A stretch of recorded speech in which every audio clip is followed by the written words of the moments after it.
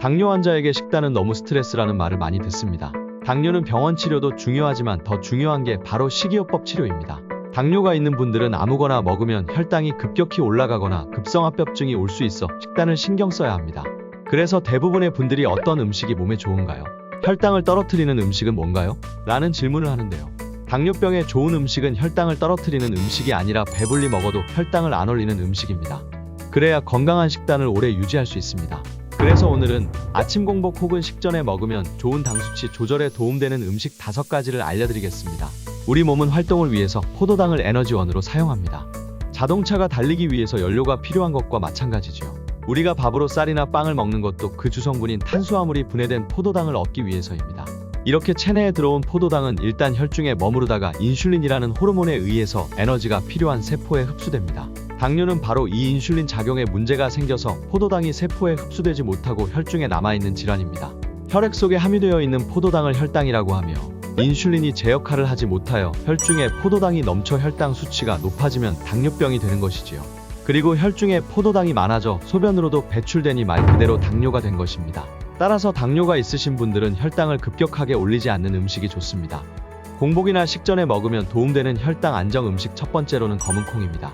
미국 당뇨병협회에 따르면 콩류식품은 영양소가 풍부하고 당뇨병과 당뇨합병증의 위험을 감소시킬 수 있는 항산화제가 풍부하게 함유되어 있어서 당뇨병 식단에 좋다고 합니다.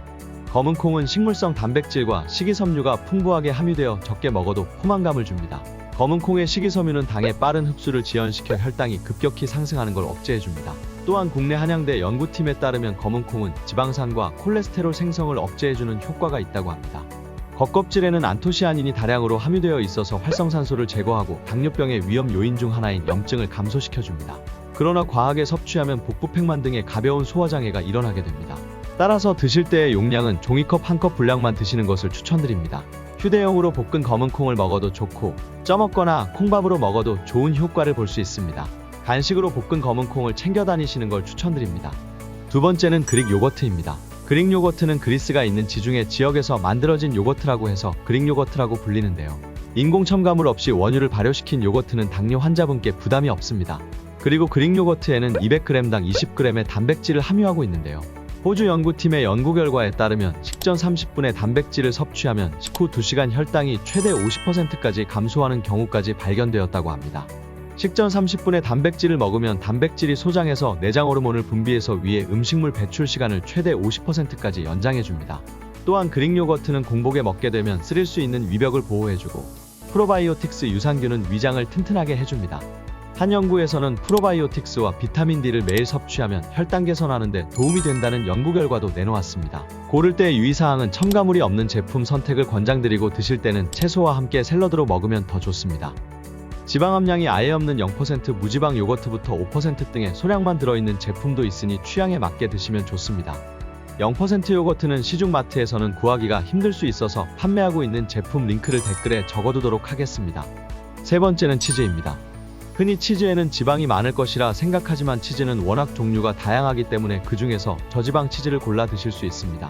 저지방 치즈를 식사 30분 전에 섭취하게 되면 식후 혈당이 감소하게 되는 효과가 있는데요. 치즈는 포만감을 주어 과식을 예방하고 혈당이 상승하지 않도록 도움을 줍니다. 실제로 한 방송에서 식전 30분에 치즈 한 장을 먹었을 때와 그렇지 않았을 때 식후 혈당을 비교하는 실험을 한 적이 있습니다. 치즈를 먹지 않았을 때는 식후 혈당이 159 증가했지만 치즈를 먹고 난 참가자는 식후 혈당이 18만 증가하면서 효과를 입증했습니다. 식전에 치즈를 먹으면 식후 2시간 혈당이 50% 정도 감소되는 효과가 있었습니다. 이 원리는 치즈에 함유된 트랜스 팔미톨레산의 효능이라고 볼 수 있는데요. 트랜스 팔미톨레산의 혈중 농도가 높은 사람이 인슐린 농도가 양호하게 안정적이었다고 합니다. 그렇기 때문에 당뇨인의 공복 상태 활동에서의 저혈당 쇼크 위험도 낮춰줍니다. 치즈를 고를 때는 치즈 뒷면 라벨의 영양표를 보셔야 합니다. 지방 함량이 낮으면서 나트륨 함량도 낮은 치즈를 골라서 드시면 되는데요. 대표적인 저지방 저나트륨 치즈로는 리코타 치즈가 다이어트 하시는 분들이 많이 드시는 만큼 지방 함량이 다른 치즈의 절반보다 낮습니다. 집에 리코타 치즈가 없다면 그 다음으로 모짜렐라 치즈, 스위스 치즈, 브리 치즈, 까망베르 치즈까지 추천드리며 체다 치즈와 파마산 치즈는 지방 함량과 나트륨 함량이 높아 추천드리지 않습니다. 이제 식전에 리코타 치즈나 슬라이스 치즈를 한두 장 드셔보시는 게 어떨까요? 네 번째는 녹두입니다. 녹두는 옛말에 100가지의 독을 풀어준다 라는 말이 있을 정도로 해독작용이 뛰어난 음식인데요. 단백질 함량이 높고 탄수화물 함량이 낮아서 혈당을 적게 올려줍니다. 녹두에는 아연이 많이 함유되어 있는데 아연은 인슐린 분비를 촉진하는 역할을 해요. 녹두 껍질에는 단백질 분해 저해물질인 트립신 억제제가 포함되어 있어 인슐린 분비가 잘 되도록 해 당뇨에 도움이 됩니다. 트립신 억제제가 몸에 들어오면 췌장은 부족한 트립신을 보충하기 위해 트립신의 분비를 높이게 되고 그와 동시에 인슐린 분비도 잘 되기 때문입니다. 다만 트립신 억제제는 열을 가하면 사라지기 때문에 가급적이면 껍질채 생으로 먹는 것이 좋습니다. 그럼에도 생으로 먹기 어렵다면 갈아서 먹거나 밥 지을 때 녹두를 넣어서 드시기를 권장합니다. 오늘 저녁은 녹두밥 어떠신가요? 5번째는 계란입니다. 계란은 이미 많은 분들에게 좋은 식품으로 알려져 있습니다.